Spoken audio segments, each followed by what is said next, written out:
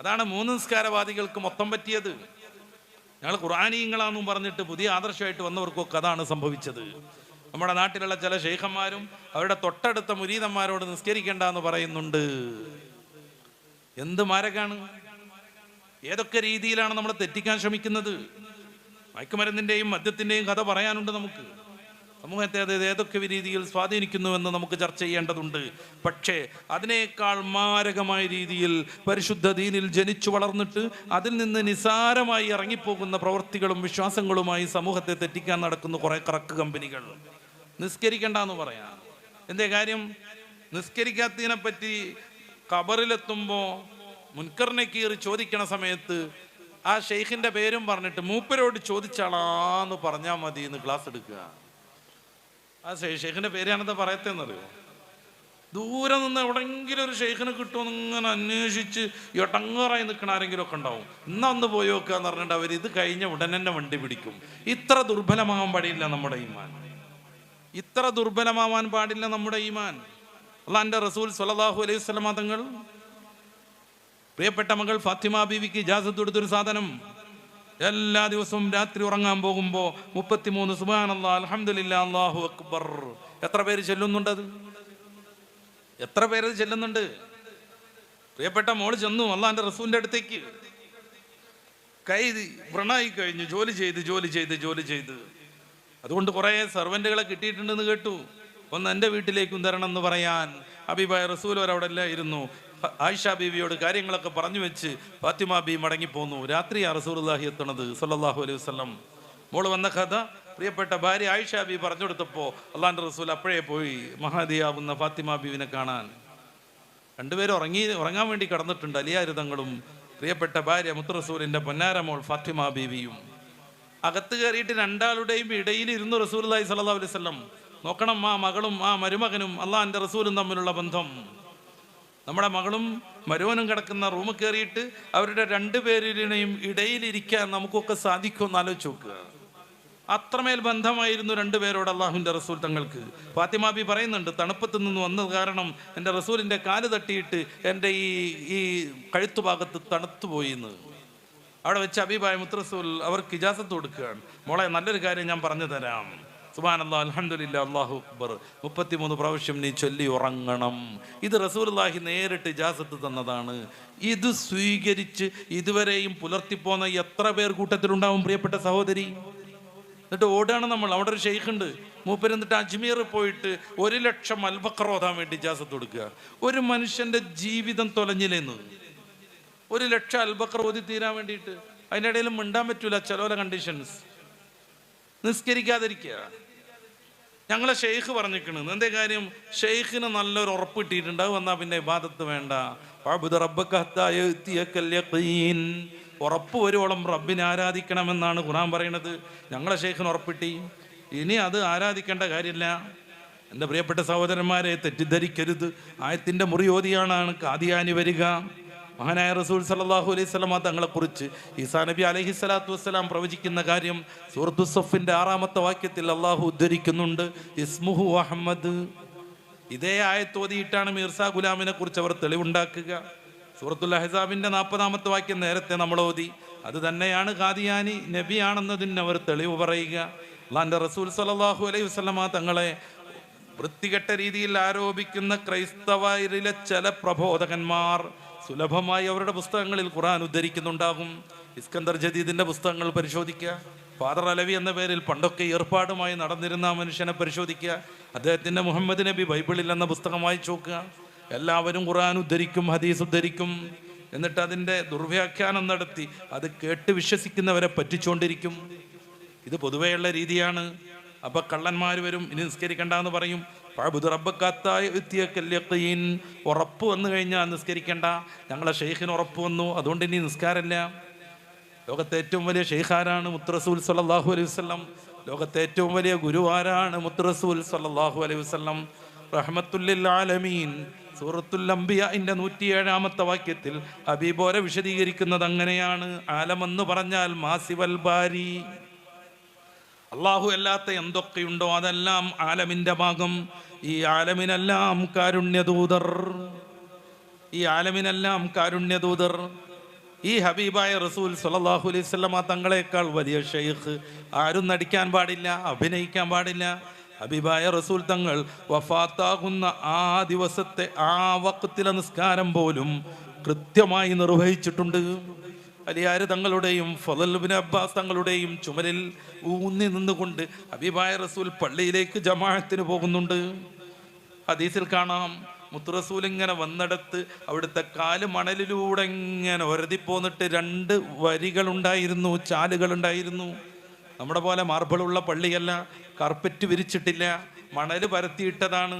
റസൂലുള്ളാഹി തങ്ങൾ 2 പേരുടെ ചുമലിൽ ഊന്നി നിന്നുകൊണ്ട് ജമാഅത്തിന് വരുന്നിടത്ത് ഹബീബോരുടെ കാല് ആക്ഷൻ കൃത്യമാവാത്ത വിധം തളർന്നിട്ട് ഇങ്ങനെ ഒരതി വന്നതിൻ്റെ അടയാളം ഉണ്ടായിരുന്നു. എന്നിട്ട് നിസ്കാരം മുടക്കിയോ? ഇല്ല. ഫഅബ്ദു റബ്ബക ഹത്താ യഅതിയക്കൽ യഖീൻ. ഈ ആയത്ത് ആദ്യമായി ഇറങ്ങിയത് മുത്ത് റസൂൽ തങ്ങൾക്കല്ലേ. അവിടത്തേക്ക് ഉറപ്പ് കിട്ടിയില്ല, നിസ്കാരം മുടക്കാനുള്ള ഉറപ്പ് കിട്ടിയില്ല. പിൽക്കാലത്തുള്ള ഏതേത് മഹാൻ, അബൂബക്കർ സിദ്ദീഖ് തങ്ങൾ നിസ്കാരം മുടക്കിയോ? എനിക്ക് ഉറപ്പ് കിട്ടി എന്ന് പറഞ്ഞോ? ഉമറുൽ ഫാറൂഖ് തങ്ങൾ സുബഹിക്ക് ഇമാമത്ത് നിൽക്കുമ്പോഴാണ് അബൂ ലുഅ്ലുഅയുടെ കുത്തേറ്റ് മരണപ്പെടുന്നത് പോലും. നിസ്കാരം മുടക്കിയോ? എനിക്ക് ആ ഉറപ്പ് കിട്ടി, അതുകൊണ്ട് ഇനി വീട്ടിലിരിക്കാന്ന് അവിടുന്ന് തീരുമാനിച്ചോ? ആർക്കും ആ ഉറപ്പ് കിട്ടിയിട്ടില്ല. അത് അങ്ങനത്തെ ഒരു ഉറപ്പിനെ കുറിച്ചല്ല പറയുന്നത്, നേരെ മറിച്ച് മരണമെന്ന യാഥാർത്ഥ്യത്തെ കുറിച്ചാണ്. ഫഅബ്ദു റബ്ബക്, നിന്റെ റബ്ബിനെ ആരാധിച്ചു കൊണ്ടിരിക്കുക, ഹത്താ യഅതിയക്കൽ യഖീൻ, മരണം വരുവോളം. പൂർവികമായി എല്ലാവരും വിശദീകരിച്ച ഹദീസ് സപ്പോർട്ട് ചെയ്യുന്ന ഖുർആന്റെ മറ്റു ഭാഗങ്ങൾ അംഗീകരിക്കുന്ന ഈ വ്യാഖ്യാനം മാറ്റിവെച്ചിട്ട് ഞങ്ങളെ ഷെയ്ഖിന് വലിയ ഒരു ഉറപ്പ് കിട്ടിയിട്ടുണ്ട്, അതുകൊണ്ട് ഇനി നിങ്ങളാരും ഇബാദത്ത് ചെയ്യണ്ടെന്ന് പറയാം. അജ്മീറിലേക്ക് യാത്ര ഉണ്ടോ ഒരു ഷെയ്ഖ്? ഒരു ബസ് ആളുകളെ പോണ വഴിയിൽ നിസ്കരിക്കാനൊന്നും നിൽക്കണില്ല. അപ്പോൾ നിസ്കാരം ശീലമുള്ള ചില ആളുകളൊക്കെ നമുക്ക് നിസ്കരിക്കണ്ടേ അപ്പോൾ പറയും നിസ്കാരം ഒന്നും വേണ്ട. നിസ്കാരം വേണ്ട. അപ്പോൾ ഖബറിൽ ചോദ്യമല്ലേ, വരുന്ന സമയത്ത് മൂപ്പരോട് ചോദിക്കാൻ പറയാന്ന്. മുൻകർ നക്കീർ അലൈഹിസ്സലാം വന്ന് ചോദ്യം ചെയ്യുമ്പോൾ ആദ്യമായി ചോദ്യം നിസ്കാരത്തെ കുറിച്ചാണെന്ന് ഹബീബുനാ മുഹമ്മദുർ റസൂലുള്ളാഹി. അപ്പൊ എന്തേ നിസ്കരിക്കാത്തന്ന് ഈ ഷെയ്ഖിന്റെ മുരീദന്മാരോട് ചോദിക്കുമ്പോ നമ്മളോട് ചോദിക്കേ, ഞങ്ങളെ ഷെയ്ഖുനുണ്ട് ഇന്നാള്, മൂപ്പരോട് ചോദിക്കുന്നു. എൻ്റെ റബ്ബെ 7 ഭൂമിന്റെ അടിയിലെത്തിപ്പോവും മുൻകർ അലൈഹി സ്വലാത്തു വസ്സലാമിന്റെ ഒരൊറ്റ വീക്ക് കിട്ടിയാൽ. ഇങ്ങനെ മനുഷ്യനെ പറ്റിച്ചുകൊണ്ടിരിക്കുക കുറെ ആളുകൾ. നമ്മുടെ സഹോദരിമാരൊക്കെ സ്ഥിരമായി പെടുന്ന ഒരു സംഗതി ഉണ്ട്, മദ്ഹ് ഇഷ്ക് എന്നും പറഞ്ഞിട്ട്. മദ്ഹ് ഇഷ്ക്, ആഷിക്കാത്തുകളുടെ വിവിധങ്ങളായ ഗ്രൂപ്പുകൾ, അതിലിങ്ങനെ ഇഷ്കിന്റെ കവിതകൾ ഇട്ടുകൊണ്ടിരിക്കുക, പാട്ടുകൾ ഇട്ടുകൊണ്ടിരിക്കുക, അഭിപ്രായം പറഞ്ഞുകൊണ്ടിരിക്കുക, കുറെയൊക്കെ അവരെന്നെ പാടിയിട്ട് അവതരിപ്പിക്കുക. ഇഷ്ക് പാടിക്കൊണ്ടിരിക്കുന്ന ഒരു സഹോദരന്റെ വിവാഹകാലത്ത് എല്ലാവരുടെയും കൽബ് പൊട്ടിപ്പോയിരിക്കുക, ആഷിക്കാത്തുകളുടെ. അന്ന് അവരുടെ സ്റ്റാറ്റസിലൊക്കെ അതായിരുന്നു, ഇന്ന് ആയിരക്കണക്കിന് ആഷിക്കാത്തുകളുടെ ഹൃദയം പൊട്ടുന്ന ദിവസമാണ്. സ്റ്റാറ്റസ് അതായിരുന്നു. എന്ത് തേങ്ങാക്കൊല! മദ്ഹ് പാടുന്ന ഏതോ ഒരു സാധു മനുഷ്യൻ കല്യാണം കഴിക്കുമ്പോൾ ആഷിക്കാത്തുകളുടെ ഹൃദയം പൊട്ടുക. മംദൂഹല്ലായിരുന്നു പ്രധാനം, അല്ലാഹുവിന്റെ ഹബീബോരാകുന്ന മദീനത്തെ രാജാവല്ലായിരുന്നു പ്രധാനം. ഓരെക്കുറിച്ച് പാടുന്ന ആളെ കണ്ട് ആശ്രയിച്ചുകൊണ്ടിരിക്കുകയായിരുന്നു. ചില സ്ത്രീകൾ വൃത്തികെട്ട കമാൻഡ് എഴുതി അങ്ങയോടൊപ്പം ജീവിക്കണം എന്നുണ്ടായിരുന്നു. എന്ത് ചെയ്യാൻ പറ്റും, കൊതിച്ചത് നടക്കൂലല്ലോ, വിധിച്ചതല്ലേ നടക്കൂ എന്നൊക്കെ പറഞ്ഞിട്ട്. നല്ല നല്ല കാര്യങ്ങളെ പേരിൽ നമ്മൾ പഴച്ചു പോകുന്നതിനെ കുറിച്ചാണ് ഞാൻ സൂചിപ്പിക്കുന്നത്. അത് ഇഷ്കിന്റെ പേരിലാണെങ്കിലും, ബുർദയുടെയും മദ്ഹിന്റെയും പേരിലാണെങ്കിലും, കാലിഗ്രഫിയുടെ പേരിലാണെങ്കിലും. ഒരു നല്ല കാര്യമൊന്നും എനിക്ക് അഭിപ്രായമില്ല. കാലിഗ്രഫി ഗ്രൂപ്പുകൾ, എന്നെ കേൾക്കുന്ന പ്രിയപ്പെട്ട ചെറുപ്പക്കാരികൾ, എന്നെ കേൾക്കുന്ന പ്രിയപ്പെട്ട യുവതികൾ നന്നായിട്ട് ശ്രദ്ധിക്കണം. കാലിഗ്രഫി ഗ്രൂപ്പ്, എന്നിട്ട് അള്ളാഹു മുഹമ്മദ് സുബ്ഹാനല്ലാഹ് എന്നൊക്കെ ഉള്ളത് കോലം തെറ്റിച്ചെഴുതുക, അത് ഫോട്ടോ എടുത്തിട്ട് അവരുടെ ഗ്രൂപ്പിലിടുക, എന്നിട്ട് എല്ലാവരും കൂടെ അതിൻ്റെ പിറകെ കൂടെ മാനവിധങ്ങൾ വിന്യാസുണ്ടാക്കിയ പോലെ എല്ലാവരും അതിൻ്റെ പിറകെ നീ നല്ല രസമുണ്ട്, നിൻ്റെത് നല്ല ഉഷാറുണ്ട് എന്ന് പറഞ്ഞിട്ട് ഇവർ ഉദ്ദേശിക്കണേ നിൻ്റെത് എന്താന്ന് റബ്ബിനറിയാം. എന്നിട്ട് അഭിനന്ദനങ്ങൾ PM-ലേക്ക് പോവുക. ഗ്രൂപ്പിൽ അഭിനന്ദിച്ചിട്ടുണ്ട്, നിവൃത്തി പോരായിട്ട് ഈ പെണ്ണിൻ്റെ വ്യക്തി നമ്പറിലേക്ക് അഭിനന്ദനം പോവുക. 2, 3, 4 പ്രാവശ്യം അഭിനന്ദനാകുമ്പോഴേക്ക് പിന്നീട് ഈ ജാതി മെസ്സേജുകളുടെ കോലം മാറുക. നന്മയുടെ പേരിൽ പറ്റിക്കപ്പെടുന്നതാണ്. മാപ്പിളപ്പാട്ടുകൾ നല്ലൊരു അർത്ഥമുള്ള കാലം ഉണ്ടായിരുന്നു. കെട്ടുകൾ 3 കെട്ടി എന്ന് പറഞ്ഞിട്ട് എരഞ്ഞോളി മൂസാക്ക പാട്ടുപാടിയപ്പോൾ കണ്ണിന്ന് വെള്ളം വന്നിട്ടുണ്ടായിരുന്നു. മേനി മറക്കാത്ത പെൺകുടിയെ നിൻ കൽബിനുള്ളിൽ എന്താണ് എന്നുള്ള പാട്ടിറങ്ങിയപ്പോൾ പെൺകുട്ടികൾക്ക് തട്ടമിടണമെന്ന ബോധത്തിലേക്ക് എത്തിയിരുന്നു. അതിൽ നിന്ന് മാറിയിട്ട് കൽബും കുൽബും ഇഷ്കും പ്രണയവും പൂവും കായും വിഭക്തി മലയാളമായാൽ കവിതയാകുന്ന ഒരു കാലം വന്നു. ആ കവിത കേട്ട് തരിച്ചിരുന്നു നമ്മുടെ സ്ത്രീരത്നങ്ങൾ. കുറ്റപ്പെടുത്താൻ പറയുന്നതല്ല. ആ കവിതക്കാരൻ അഭിനയിച്ച് കാണിച്ചു കൊടുക്കുന്നത് പോലെ വിവിധ സെലിബ്രിറ്റികളെയും മോഡലുകളെയും കൊണ്ടുവന്ന് അഭിനയിപ്പിച്ച് പ്രണയം പൂത്തുലയുന്ന ഒരു കവിതാലോകം സൃഷ്ടിക്കപ്പെട്ടു. ഏത് കവിതയും വൃത്തികെട്ടതായി മാറി. പലവട്ടം ആലോചിച്ചിട്ട് ഒരു വട്ടം ഞാൻ ചോദിച്ചു എന്നും പറഞ്ഞിട്ട് കവി വന്നു. ഇന്ന് ക്ലാസ് കട്ട് ചെയ്ത് എൻ്റെ കൂടെ പോരുമോനി സ്വാബിറാന്ന് മറ്റൊരുത്തം പാടി. ഇതിലേറെ വൃത്തികെട്ട കുറേ സംഗതികൾ കവിതയായി വന്നു, മാപ്പിളപ്പാട്ടായിട്ട് വന്നു. ഇതെല്ലാം കേട്ട് ധരിച്ചിരുന്നു. മുത്ത് റസൂൽ സ്വല്ലല്ലാഹു അലൈഹി വസല്ലം തങ്ങളുടെ പൊന്നാര മോൾ ഫാത്തിമ ബീവിയുടെ പേരും പറഞ്ഞൊരു കവിത വന്നു. ഒരു മാപ്പിളപ്പാട്ടിറങ്ങി.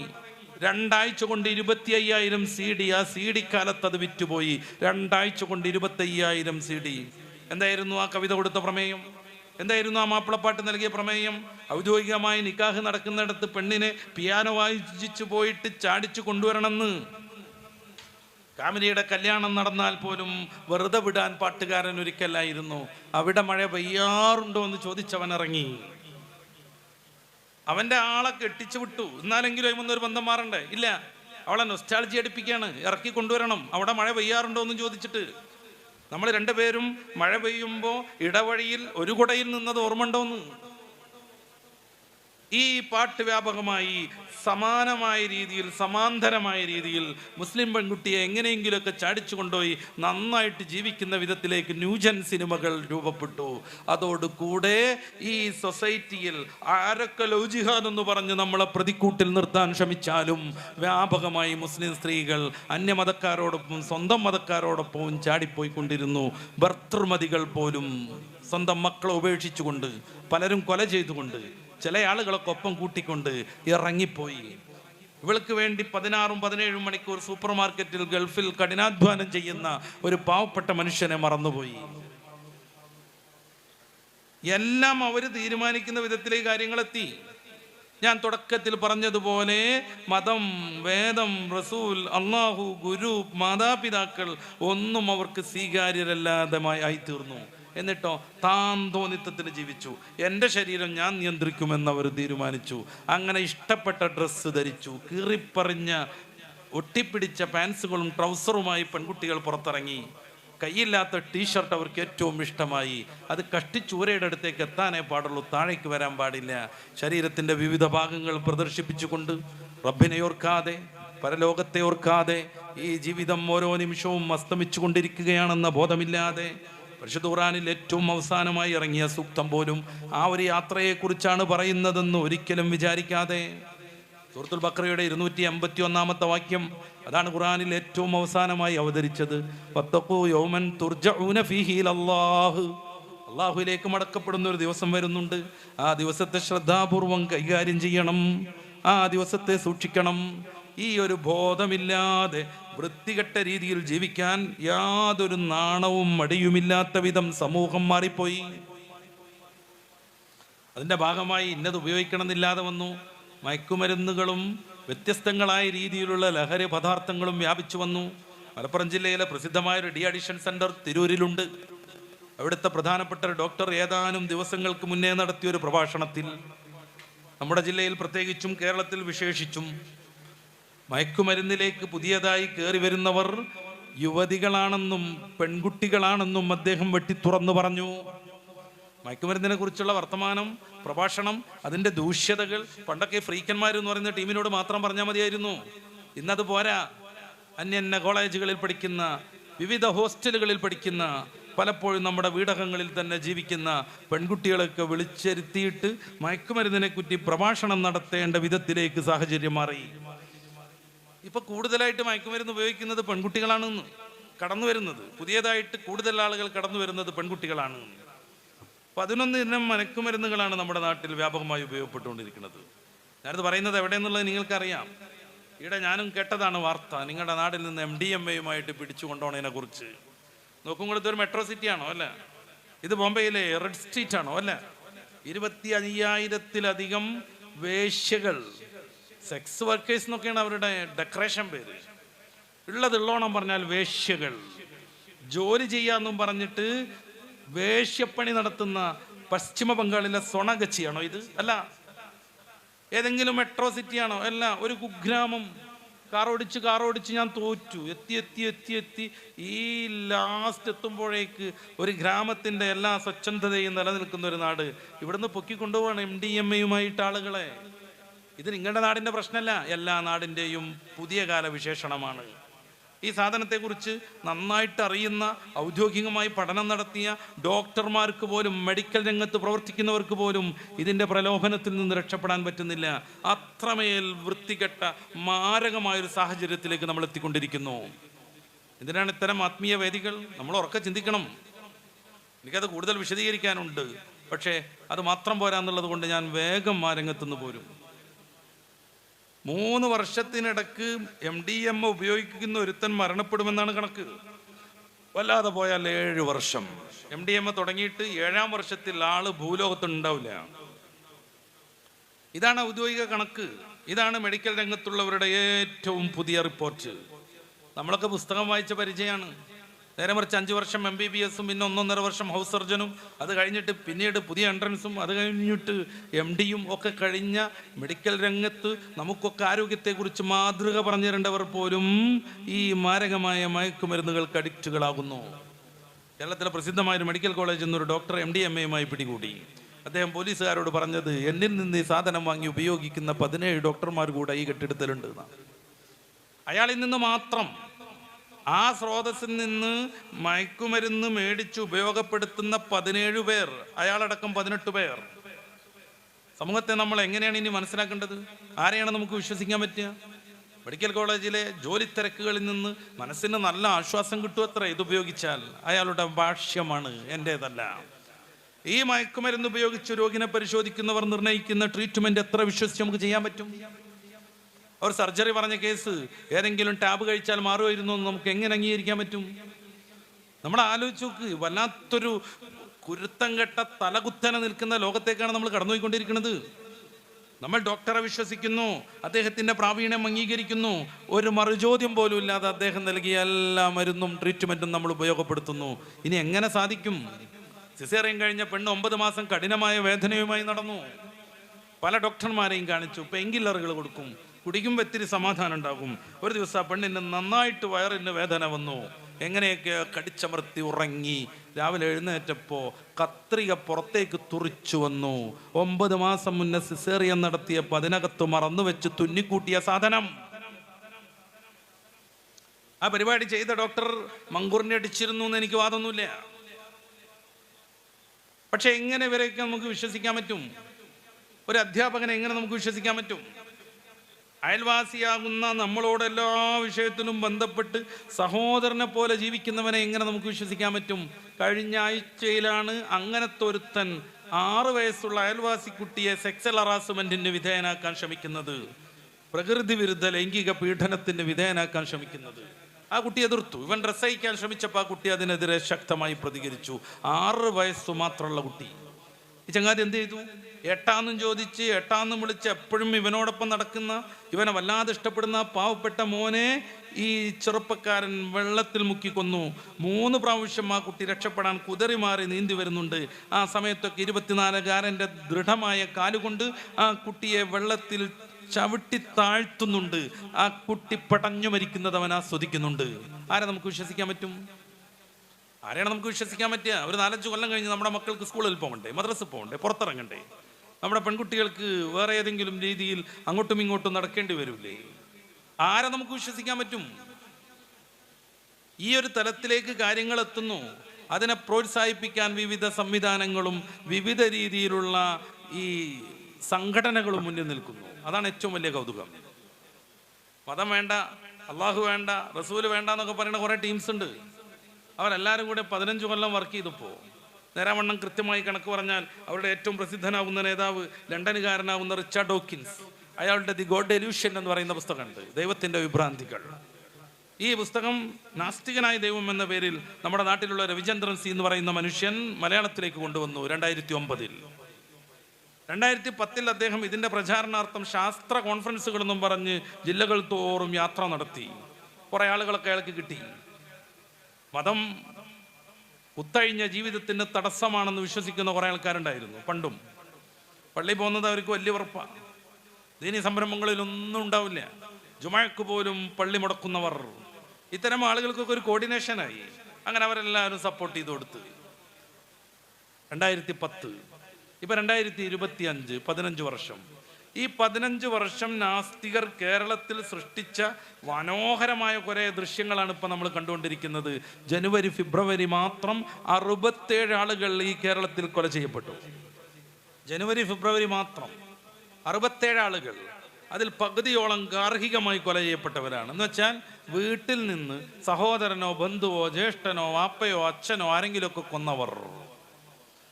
മദ്യത്തിൻ്റെ കണക്ക് ഞാൻ പറയുന്നില്ല. മയക്കുമരുന്നിൻ്റെ വ്യാപകമായ അഡിക്റ്റുകളായി കുട്ടികൾ, ചെറിയ മക്കൾ പോലും. ഇത്തരം മാരകമായ സംഗതികൾ അവർക്ക് ലഭ്യമാവുന്നില്ലെങ്കിൽ കേരളത്തിൽ എല്ലായിടത്തും സുലഭമായി കിട്ടുന്ന ഒരു പശ അവർ ഉപയോഗപ്പെടുത്തും. ആ പശയുടെ സൂചന പോലും ഞാൻ നൽകില്ല, അവിടെ മാത്രം ഞാൻ നിർത്തുകയാണ്.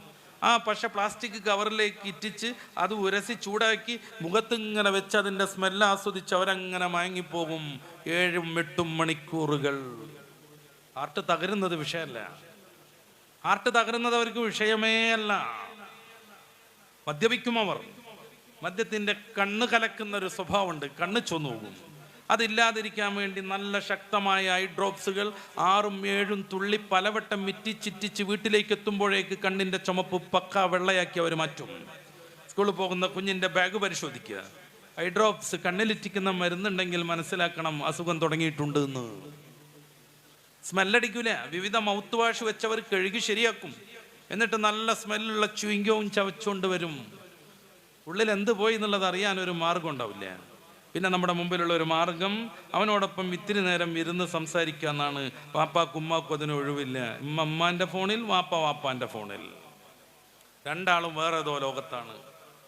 നമ്മുടെ മക്കളോടൊപ്പം രാത്രി ഒന്നിച്ചിരുന്ന് ഭക്ഷണം കഴിക്കണമെന്ന് നിർബന്ധം പറയുകയും അത് നടപ്പിലാക്കാൻ തൻ്റെ ഇടം കാണിക്കുകയും ചെയ്യുന്ന എത്ര വാപ്പാരി സഹസിലുണ്ടാവുമെന്ന് ഞാൻ ചോദിക്കാൻ തൽക്കാലം വിചാരിക്കണില്ല. പേടിച്ചു. ഓൻ്റെ ഇഷ്ടത്തിന് വരുന്നു, നമ്മൾ നമ്മുടെ ഇഷ്ടത്തിന് വരുന്നു.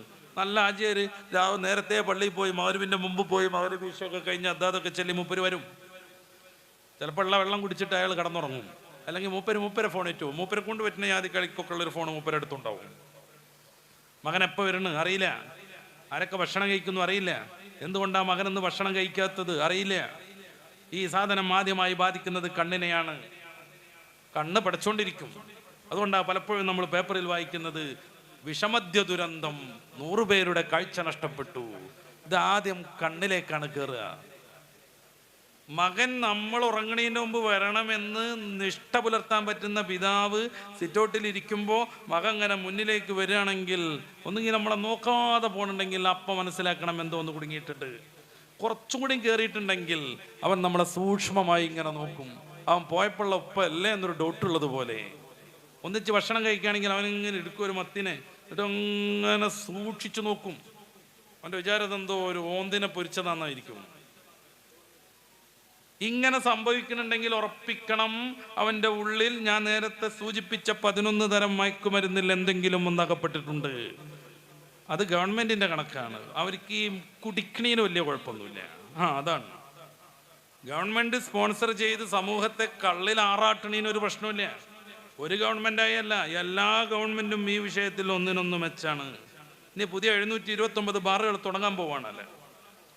കേരളക്കാരുടെ കുടിമുട്ടരുത് എന്ന് കരുതിയിട്ട് പാലക്കാട് വലിയ മദ്യനിർമ്മാണ ഫാക്ടറി നിർമ്മാണം തുടങ്ങിയിട്ടുണ്ട്. ആരും കുടിമുട്ടരുത് എന്ന് ഗവൺമെൻറ് ആഗ്രഹിക്കുന്നു. എന്നിട്ട് മയക്കുമരുന്നിനെതിരെ ഭയങ്കരമായ സമരവും ഗവൺമെൻറ്റിൻ്റെ വകയുള്ള പ്രക്ഷോഭങ്ങളും പ്രചാരണങ്ങളും നടക്കുന്നു. മയക്കുന്നത് എന്തും ഒരേപോലെയാണ്. സൂറത്തുൽ മാഇദയുടെ 90-ാമത്തെ വചനം ഇന്നമൽ ഖംർ എന്ന് പറഞ്ഞു തുടങ്ങിയിട്ട് ഫഹൽ അൻതും മുൻതഹൂൻ, വിരമിക്കുന്നില്ലേ എന്ന് ചോദ്യം. അത് കേട്ടപ്പോഴാണ് മദീന തെരുവിലൂടെ അന്ന് മദ്യത്തിൻ്റെ പുഴകൾ ഒഴുകിയത്. ഇബ്നു ഉമർ റളിയല്ലാഹു അൻഹു പറയുന്നുണ്ട്, മുത്തറസൂൽ എന്നെ വിളിച്ചു, നല്ലൊരു കത്തി എടുത്തോളൂ എന്ന് പറഞ്ഞു. എന്താ കാര്യം എന്നറിയാതെ ഞാൻ നബി തങ്ങളുടെ കൂടെ കത്തിയുമായിട്ട് ചെന്നു. വലിയ ബാരലുകളിൽ മദ്യം നിറച്ചു വെച്ചിരുന്നു കുടിമുട്ടാതിരിക്കാൻ. ഓരോന്നോരോന്ന് കുത്തിക്കീറാൻ ഹബീബായ റസൂൽ എന്നോട് പറഞ്ഞു. ഞാനതൊക്കെ കുത്തിക്കീറി മദീനയുടെ ചാലുകളിലൂടെ അന്ന് മദ്യമൊഴുകി. മദ്യത്തിനൊരു കുഴപ്പമില്ലേ? അച്ഛനെന്നും കള്ളു പിടിച്ചു വരും. ഉറങ്ങുവോളം എന്നെയും അമ്മയെയും അനുജനെയും പീഡിപ്പിക്കും, തല്ലും. ഞാൻ SSLC പഠിക്കുക, അനുജൻ 8ാം ക്ലാസ്സിലും. ഞങ്ങൾക്ക് പഠിക്കാൻ പറ്റണില്ല. 1 മണി 1:30 മണിക്ക് അച്ഛൻ ഉറങ്ങുവോളം അടുത്ത വീട്ടിലെ മാവിൻ ചോട്ടിലാണ് ഞങ്ങൾ കഴിയണത്, രക്ഷപ്പെടുത്തണമെന്നും പറഞ്ഞ് കേരളത്തിലെ പ്രസിദ്ധയായ ഒരു കവയത്രിക്ക് ഒരു പെൺകുട്ടി കത്തെഴുതി. MDMA ഉപയോഗിക്കണമെന്നല്ല ആ കുട്ടി പറഞ്ഞത്. എൻ്റെ പിതാവ് ബ്രൗൺ ഷുഗർ ഉപയോഗിക്കുന്നു എന്നല്ല, കഞ്ചാവും ഹൈബ്രിഡ് കഞ്ചാവും ഉപയോഗിക്കുന്നു എന്നല്ല, കള്ളുടിക്കണമെന്നാണ്. അതുകൊണ്ട് സമൂഹത്തിൽ പ്രശ്നങ്ങളില്ലേ? അതുകൊണ്ട് സമൂഹത്തിൽ വിവിധങ്ങളായ ആരോഗ്യ പ്രശ്നങ്ങളില്ലേ? കേരളത്തിൽ ഏറ്റവും കൂടുതൽ ആത്മഹത്യയുള്ള നാടാണ് കേരളം. ഏറ്റവും കൂടുതൽ. തീരെ വിദ്യാഭ്യാസം എല്ലാം നമ്മൾ പരിഹസിക്കുന്ന ബീഹാറുകാരൻ ആത്മഹത്യ ചെയ്യുന്നതിനേക്കാൾ 4 ഇരട്ടിയോളം കേരളക്കാരൻ ആത്മഹത്യ ചെയ്യുന്നു. 4 ഇരട്ടിയോളം. നമുക്ക് വിദ്യാഭ്യാസമുണ്ട്, നമുക്ക് ഉന്നതമായ വൈറ്റ് കോളർ ജോലിയുണ്ട്, നമ്മൾ ഇനിയും അതിൻ്റെ ബാക്കി പരിപാടികളിലൂടെ മുന്നോട്ട് പോകണമുണ്ട്. പക്ഷേ ആത്മഹത്യ ഏറ്റവും കൂടുതൽ നടക്കുന്നു. ആത്മഹത്യയെക്കുറിച്ച് മാത്രം ഒരു പഠനം കേരളത്തിൽ ഇറങ്ങിയിട്ടുണ്ട്. മുൻ പോലീസ് ഓഫീസർ സിബി മാത്യുവിൻ്റെ മലയാളികൾ ഇങ്ങനെ മരിക്കണോ എന്ന പുസ്തകം. മലയാളികൾ ഇങ്ങനെ മരിക്കണോ എന്നാണ് അയാൾ പുസ്തകത്തിന് പേരിട്ടത്. ആ പുസ്തകത്തിൽ അദ്ദേഹം പറയുന്നത് കേരളത്തിൽ ഏറ്റവും കൂടുതലായി ആത്മഹത്യ നടക്കാനുള്ള പ്രധാനപ്പെട്ട കാരണം മദ്യമാണെന്നാണ്. മദ്യമാണ് കുടുംബ ബന്ധം തകർക്കുന്നത്, അതാണ് ബലാത്സംഗം കൂടുതലുണ്ടാക്കുന്നത്, ആ സാധനമാണ്. പ്രാദേശികമായി കിട്ടുന്ന കുറേ സംഗതികളുണ്ട്. മങ്കുർണി, മൂലവെട്ടി, ആനമയക്കി എന്നൊക്കെ പറയണത് അത് ഗവൺമെൻറ് പിടിച്ചുകൊണ്ടുപോകും. കാര്യം അതിൻ്റെ ലാഭം അവർക്ക് കിട്ടണില്ല. നേരെ മറിച്ച് ഈ സാധനം എത്ര കുടിച്ചാലും കുഴപ്പമില്ല, കാരണം ഗവൺമെൻറ്റിന് ലാഭം കിട്ടുന്നു. ഇതല്ല സമൂഹത്തിന് വേണ്ടത്. കുല്ലു മുസ്കിരിൻ ഹറാം, എല്ലാ ലഹരി വസ്തുവും ഹറാമാണെന്ന ഹബീബായ മുഹമ്മദുർ റസൂൽ സ്വല്ലല്ലാഹു അലൈഹി വസല്ലം തങ്ങളുടെ വാക്യം. എല്ലാ ലഹരിയും എല്ലാവിധ തിന്മയുടെയും മാതാവാണെന്ന് അവിടുത്തെ ഏറ്റവും ദാർശനികമായ വചനം. ഇത് നടപ്പാക്കുകയാണ് വേണ്ടത്. ഞാൻ മയക്കുമരുന്നിൻ്റെ കാര്യം മാത്രമല്ല പറയുന്നത്, മദ്യത്തിൻ്റെ കാര്യം മാത്രമല്ല പറയുന്നത്. വേറെയുള്ള ലൈംഗിക അരാജകത്വങ്ങൾ വർദ്ധിച്ചുകൊണ്ടേയിരിക്കുന്നു. എന്തേ? ഞാൻ നേരത്തെ പറഞ്ഞ സംഘടനക്കാർ പ്രമേയമായിട്ട് നടന്നു, പ്രചാരണം നടത്തി. ഈ ലൈംഗികത എന്നൊക്കെ പറഞ്ഞാൽ കേവലം നൈസർഗികമായൊരു വർക്കാണ്. ആരുമായിട്ട് ഈ സംഗതി നടത്താം. മതമാണ് മതം, മീൻസ് പരിശുദ്ധ ഇസ്ലാം. അതാണ് കളങ്കമേൽക്കാതെ നിലകൊള്ളുന്ന ഏകമതം. അത് സമർത്ഥിക്കേണ്ട വേദിയല്ല ഇത്. അതുകൊണ്ട് ഞാൻ അങ്ങോട്ട് പോണില്ല. മതാണ് ഇതിനൊക്കെ വേണ്ടാവത്തീനാക്കിയത്. ലൈംഗികത, പോത്തുകൾ കണ്ടിട്ടില്ലേ? ഇന്ന പോത്തിൻ്റെ ഭാര്യയോട് മാത്രം അങ്ങനെ കണക്കൊന്നുമില്ല. മുരിക്ക് മുരിയുടെ ഭാര്യ, കുറ്റനാടിന് അതിൻ്റെ ഭാര്യ, പൂവൻകോഴിക്ക് അതിൻ്റെ ഭാര്യ, അങ്ങനെ കണക്കൊന്നുമില്ല. അവരൊക്കെ ആരോടും ഏത് രീതിയിൽ ഇതൊക്കെ നിർവഹിക്കും. അങ്ങനെ തന്നെയാണ് മനുഷ്യനും വേണ്ടത് എന്ന്. മതമാണ് അതിന് വിലക്ക് നൽകുന്നത് എന്ന്. അതുകൊണ്ട് മതം വിടൂ, സ്വതന്ത്രരാകൂ എന്ന്. മതം വിടൂ, സ്വതന്ത്രരാകൂ. ആണിന് ആണിനോടൊപ്പം പോണോ? ഓക്കെ, അതിൻ്റെ പേരാ ഗേ. പെണ്ണിന് പെണ്ണിനോടൊപ്പം സെക്സ് നടത്തി ജീവിക്കണോ? അതിൻ്റെ പേരാണ് ലെസ്ബിയൻ. എല്ലാത്തിനും കൂട്ടരുടെ സപ്പോർട്ടുണ്ട്. കേരളത്തിൽ 2 മുസ്ലിം പേരുള്ള പെൺകുട്ടികൾ ഇന്ന് ഇന്ത്യൻ ലെവലിൽ ലെസ്ബിയൻസിൻ്റെ പ്രതീകങ്ങളാണ്. എന്തുകൊണ്ട്? മുസ്ലിം. കേരളത്തിൽ വേറെയും പെൺകുട്ടികളുണ്ട്, പെണ്ണുമായിട്ട് സെക്സ് നടത്തി ജീവിക്കുന്നവർ, കുടുംബ ബന്ധം എന്ന് പറഞ്ഞുകൊണ്ട് കൊണ്ടിടക്കണവർ, അങ്ങോട്ടും ഇങ്ങോട്ടും. അതിൻ്റെ രീതിശാസ്ത്രങ്ങളെ കുറിച്ചൊന്നും വിസ്തരിക്കാൻ ഞാൻ ഈ വേദി ഉപയോഗപ്പെടുത്തുന്നില്ല. എന്നിട്ട് അതിനെ സപ്പോർട്ട് ചെയ്തുകൊണ്ട് പ്രവർത്തിച്ചുകൊണ്ടിരിക്കുക. അതാണ് പ്രശ്നം എന്ന്. എൻ്റെ മുമ്പിൽ വിവിധങ്ങളായ രേഖകളുണ്ട്, ഞാനത് ഉദ്ധരിക്കുന്നില്ല. മതാണിതെന്ന് വിലക്കിയത്. അങ്ങനെ ലെസ്ബിയനായി ജീവിക്കൂ. എന്നിട്ട് ഇതിന് എല്ലായിടത്തും പരസ്യം കൊടുക്കുന്ന ഈ 2 പെൺകുട്ടികൾ അവരെ പ്രൊമോട്ട് ചെയ്തുകൊണ്ടിരിക്കുക. ആണില്ലാതെ ജീവിക്കാൻ പറ്റുമെന്ന് സമൂഹത്തിന് തെളിയിച്ചു കൊടുത്ത ചുണക്കുട്ടികൾ എന്നൊക്കെയാണ്. അർദ്ധനഗ്നകളായിട്ട് വരിക. അവരെ ഇൻ്റർവ്യൂ ചെയ്യാൻ വേണ്ടി വ്ളോഗർമാർ അപ്പോയിൻമെൻറ്റിന് കാത്തുകെട്ടിക്കിടക്കുക. എന്നിട്ട് ഏത് ഇൻ്റർവ്യൂവിലും മാതാപിതാക്കളെ ഭത്സിച്ചുകൊണ്ടേയിരിക്കുക. സെക്സ് നടത്തി ആഘോഷിച്ച് പെറ്റിട്ടാ പോരാന്നാണ് ഒരിക്കൽ പറഞ്ഞത്. പിന്നെ സ്വാതന്ത്ര്യം നൽകി വളർത്തണം. രണ്ടുപേരും ജീവിച്ചത് സൗദിയിലായിരുന്നു. ആ വലിയ ഹൈവേയുടെ അടുത്തൂടെ ഒക്കെ നടക്കുമ്പോൾ ചെറിയ കുട്ടികളാകുമ്പോൾ ആ ഉമ്മാൻ്റെ കൈയൊക്കെ ഇങ്ങനെ ഊരിയിട്ട് ഓടാനുള്ളൊരു ട്രെൻഡ് ഉണ്ടാവും കുട്ടികൾക്ക്. അങ്ങനെ ഓടാൻ ശ്രമിക്കുന്ന സമയത്ത് സ്വാതന്ത്ര്യം കൊടുത്തിരുന്നെങ്കിൽ ഇന്ന് ഉമ്മാൻ്റെ മേക്കിട്ട് കയറാൻ ഈ സാധുക്കൾ ഉണ്ടാവില്ലായിരുന്നു. ഇതിനെ ഹൈലൈറ്റ് ചെയ്തുകൊണ്ടിരിക്കും. എന്തുകൊണ്ട്? മുസ്ലിം പെൺകുട്ടിയാണ് എന്ന് കരുതിയിട്ട് തട്ടൊക്കെ ഇട്ടിട്ട് വീട്ടിലിരിക്കണം എന്നൊന്നുമില്ല. പുറത്തിറങ്ങിക്കോളൂ, എല്ലാ സ്വാതന്ത്ര്യവും ആസ്വദിച്ചോളൂ എന്ന്. അപ്പൊ വിലക്കുകളില്ലാത്തൊരു ലോകമാണ് അവർക്ക് ആവശ്യം. അവിടെ മദ്യം ഏറ്റവും നല്ല സംഗതിയാണ്. മയക്കുമരുന്നിനൊന്നും ഒരു എതിര് പോലുമില്ല. യുക്തിവാദികളുടെ വലിയൊരു ഷെയ്ഖാണ് മൈത്രയൻ എന്ന് പറയുന്ന മനുഷ്യൻ. തൻ്റെ മകൾ കനിമൊഴിക്ക് 18 വയസ്സായപ്പോൾ അയാൾ കനിമൊഴിക്ക് എഴുതിയ ഒരു കത്തുണ്ട്. നെഹ്റു മകൾ ഇന്ത്യയിലേക്ക് എഴുതിയ കത്തല്ല, ചരിത്രവും പഠനമായിരുന്നു അത്. സൈനബുൽ ഖസാലിക്ക് മുഹമ്മദുൽ ഖസാലി ജയിലിൽ നിന്ന് എഴുതിയ കത്തല്ല ഇത്. നേരെ മറിച്ച് 18 വയസ്സായി, ഇനി എന്താച്ച കാണിച്ച് ജീവിച്ചോളൂ എന്നാണ്. നിങ്ങൾ സെർച്ച് ചെയ്താൽ കിട്ടും. അതുകൊണ്ട് ഞാൻ ആ കത്ത് ഇവിടെ വിസ്തരിക്കുന്നില്ല. ഇങ്ങനെ താന്തോന്നികളായി ജീവിക്കാൻ മതം തടസ്സമാകുമ്പോൾ, മയക്കുമരുന്ന് ഉപയോഗിക്കാനും അത് വിതരണം നടത്താനും മതം തടസ്സമാകുമ്പോൾ അതിനെതിരെ പ്രവർത്തിച്ചു കൊണ്ടേയിരിക്കുക. അല്ലാതെ അള്ളാഹുവിൻ്റെ റസൂൽ പഠിപ്പിച്ച ദീനിൽ എന്തെങ്കിലും ഒരു കളങ്കമുണ്ടെന്ന് തെളിയിക്കാൻ ഞാൻ നേരത്തെ പറഞ്ഞ റിച്ചാർഡ് ഡോക്കിൻസ് മുതൽ രവിചന്ദ്രൻ സി വരെ ആര് ശ്രമിച്ചാലും സാധ്യമേ അല്ല. എന്തുകൊണ്ട്? അത് റബ്ബിൻ്റെ മതമാണ്. ഇന്ന ദീന ഇൻദല്ലാഹിൽ ഇസ്ലാം. പരിശുദ്ധ ഖുർആൻ സൂറത്ത് ആൽ ഇംറാന്റെ 19-ാമത്തെ വാക്യം. അള്ളാഹുവിൻ്റെ അരികിൽ സ്വീകാര്യമായ ഏകദർശനം അതാണ്. എൻ്റെ പ്രിയപ്പെട്ട സഹോദരന്മാരെ, ഞാൻ അവസാനിപ്പിക്കുകയാണ്. അള്ളാഹു നമുക്ക് നൽകിയ വിശുദ്ധമായൊരു പാതയാണ് ഇസ്ലാം. ഇതിലൂടെ വളരണം, ഇതിലൂടെ തന്നെ മരിക്കാനും നമുക്ക് കഴിയണം. എന്താണ് ഇസ്ലാം എന്നതിനെക്കുറിച്ച് ഒരു അന്വേഷണമായിട്ട് നമ്മൾ ഖുർആനെ സമീപിച്ചാൽ എങ്ങനെ ഉണ്ടാവും? എന്താ ഇസ്ലാം? ഖുർആനിൽ അതിൻ്റെ ഡെഫിനേഷനൊന്നുമില്ല. മഹാനായ ഇബ്നു ജറീർ അൽ-തൈമി റളിയല്ലാഹു അൻഹു തുഹ്ഫത്തുൽ മുഹ്താജിൻ്റെ 1-ാം വാള്യത്തിൻ്റെ 23-ാം പേജിലൊക്കെ പറയുന്നത് പോലെ വദഉൻ ഇലാഹി എന്നും പറഞ്ഞ് ഇസ്ലാമിൻ്റെ ഒരു ഡെഫിനേഷൻ, ഒരു നിർവചനം ഖുർആനിൽ കാണൂല. ഇതിലേക്ക് തന്നെ സൂചന ഉണ്ട്. സൂറത്തുൽ ഇസ്രാഇന്റെ 9-ാമത്തെ വാക്യം, ഞാൻ ഈ പറഞ്ഞ ഡെഫിനേഷനിലേക്ക് തന്നെ. പിന്നെ എന്താ ഖുർആനിലുള്ള ഇസ്ലാം? സൂറത്തുൽ ഫാത്തിഹ എന്ന 1-ാമത്തെ അധ്യായത്തിൽ തന്നെ റബ്ബ് പറയുന്നുണ്ട്, ഇഹ്ദിന സിറാത്തൽ മുസ്തഖീം, നേരായ പാതയിലേക്ക് ഞങ്ങളെ നയിക്കണം. ഏതാ നേരായ പാത? സിറാത്തൽ ലദീന അൻഅംത അലൈഹിം, നീ അനുഗ്രഹിച്ചവരുടെ പാത, വഴിതെറ്റിയവരുടെ പാതയല്ല, നിന്റെ ദേശത്തിന് വിധേയരായവരുടെ പാതയല്ല. ഈ പാത ഏതാണെന്ന് സൂറത്തുൻ നിസാഇന്റെ 69-ാമത്തെ വാക്യത്തിൽ അള്ളാഹു വിശദീകരിക്കുന്നുണ്ട്. മയ്യുതിഇല്ലാഹ വറസൂൽ ഫൗലൈക മഅല്ലദീന അൻഅമ അല്ലാഹു അലൈഹിം മിനൻ നബിയ്യീൻ വസ്സുദ്ദീഖീൻ വശുഹദാഇ വസ്സാലിഹീൻ. ഇത് മക്കൾക്ക് പഠിപ്പിച്ചു കൊടുത്തത് കൊണ്ടാണ് യാക്കൂബ് നബിയോട് മക്കൾ മാ തഅബുദൂന മിൻ ബഅദി, എൻ്റെ ശേഷം നിങ്ങൾ ഏത് ആദർശം പിന്തുടരുമെന്ന് ചോദിക്കുമ്പോൾ ഒരു ആദർശത്തെ ഡെഫിനിഷൻ ചെയ്ത് പറഞ്ഞു കൊടുക്കാണ്ട് നഅബുദു ഇലാഹക വ ഇലാഹ ആബായിക ഇബ്രാഹിമ വ ഇസ്മാഈല വ ഇസ്ഹാഖ് ഇലാഹം വാഹിദ, പാരമ്പര്യമായി ഞങ്ങൾക്ക് ലഭ്യമായ ആദർശം ഞങ്ങൾ പിന്തുടരുമെന്ന് പറയുന്നത്. ഈ പിതാവിൻ്റെ ഉപദേശത്തിന് നേരിട്ട് സാക്ഷിയായ മഹാനായ യൂസുഫ് നബി അലൈഹി സ്വലാത്തു വസ്സലാം തൻ്റെ മരണവക്രത്തിൽ അള്ളാഹുവിനോട് നടത്തുന്ന മനോഹരമായൊരു പ്രാർത്ഥന സൂറത്ത് യൂസുഫിന്റെ 101-ാമത്തെ വാക്യത്തിൽ കാണാം. റബ്ബി ഖദ് ആതൈതനി മിനൽ മുൽക്ക് വഅല്ലംതനി മിൻ തഅ്വീലിൽ അഹാദീസ് ഫാത്തിരിസ് സമാവാതി വൽ അർദ് അൻത വലിയ്യി ഫിദ് ദുനിയ വൽ ആഖിറ തവഫനി മുസ്ലിമൻ വഅൽഹിഖ്നി ബിസ്സാലിഹീൻ. എന്നെ മുസ്ലിമായി മരിപ്പിക്കണം, എന്നെ സ്വാലിഹീങ്ങളുടെ കൂടെ ചേർത്തി തരണം. ഇതാണ് ഇസ്ലാം. സ്വാലിഹീങ്ങളുടെ കൂടെ ചേർന്ന് നിൽക്കൽ, അതാണ് പരിശുദ്ധ ഇസ്ലാം. ഖുർആനിൽ ഉടനീളം നമ്മൾ പരിശോധിക്കുക. ഇനി ഞാൻ ആയത്ത് ഉദ്ധരിക്കണ്ടല്ലോ. മഹാനായ ഇബ്രാഹിം നബി അലൈഹി സ്വലാത്തു വസ്സലാം എന്താ പറയുന്നത്? സൂറത്തുൽ ശുഅറയുടെ 83-ാമത്തെ വാക്യം. തൻ്റെ കാര്യങ്ങൾ എല്ലാം മനോഹരമായി സംഭവിച്ച് എല്ലാ സന്തോഷവും നേടി അള്ളാഹുവിൻ്റെ ഇഷ്ടക്കാരനാകുന്ന പ്രവാചകർ റസൂൽ സ്വല്ലല്ലാഹു അലൈഹി വസല്ലം എപ്പോഴും പുകഴ്ത്തി പറയുന്ന അവിടുത്തെ പിതാവെന്ന രീതിയിൽ വല്ലാതെ അഭിമാനം കൊണ്ടിരുന്ന ഇബ്രാഹിം നബി അലൈഹി സ്വലാം എന്താ അള്ളാഹുവിനോട് ദുആ ചെയ്യുന്നത്?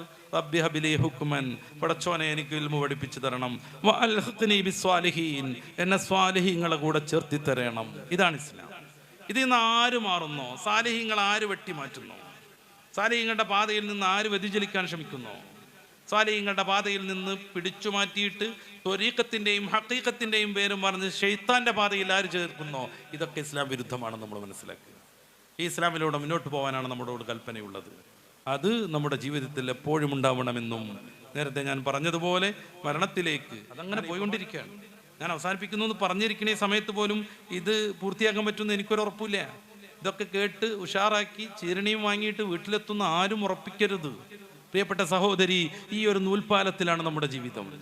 മരണപ്പെടുമ്പോൾ മുആദ് ബിൻ ജബൽ റളിയല്ലാഹു അൻഹു വഫാത്താകുമ്പോൾ പറഞ്ഞതുപോലെ മർഹബല്ലിൽ മൗത്ത് മർഹബല്ലിൽ ഹബീബ്, മരണമേ സ്വാഗതം, മരണത്തിൻ്റെ മലക്കാകുന്ന അസ്രായീലേ സ്വാഗതം, കൂട്ടുകാരാ സ്വാഗതം. മരണത്തിൻ്റെ മലക്കാകുന്ന അസ്രായീൽ അലൈഹി സ്വലാത്തു വസ്സലാമിനെ കൂട്ടുകാരാന്നൊക്കെ വിളിക്കാൻ എങ്ങനെ മുആദ് ബിൻ ജബൽ തങ്ങൾക്ക് സാധിക്കുന്നു? തിരിഞ്ഞു നോക്കുമ്പോൾ ജീവിതം വ്യക്തമാണ്, അവക്രമാണ്, ഒരു പ്രശ്നവുമില്ല, വിദേഹത്ത് കയറിയിട്ടില്ല, ഫിസ്ഖിലേക്ക് വന്നിട്ടില്ല, അള്ളാഹുവിൻ്റെ റസൂൽ പറഞ്ഞതിനപ്പുറം ഒരു ഇഞ്ച് സഞ്ചരിച്ചിട്ടില്ല. അതുകൊണ്ട് മരണത്തെ അവർ സ്വാഗതം ചെയ്യും. കാരണം ഈ അധ്വാനത്തിന് പ്രതിഫലം കിട്ടാനുള്ളത് പരലോകത്താ. അങ്ങോട്ടേക്ക് പ്രവേശിക്കാനുള്ള 1-ാമത്തെ കവാടമാണ് മരണം.